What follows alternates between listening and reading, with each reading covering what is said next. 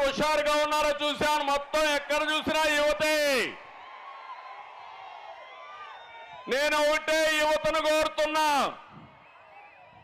Job calendar వచ్చిందా తమ్ముళ్ళు అని మిమ్మల్ని అడుగుతున్నా. డిఎస్సి పెట్టారా అని మిమ్మల్ని అడుగుతున్నా.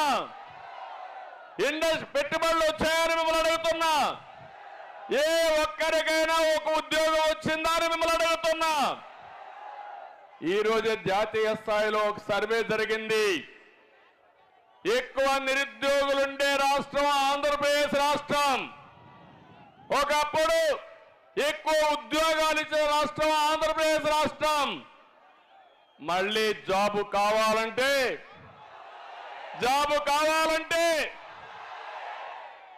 అయితే జాబు రావాలంటే మీరేం చేయాలి?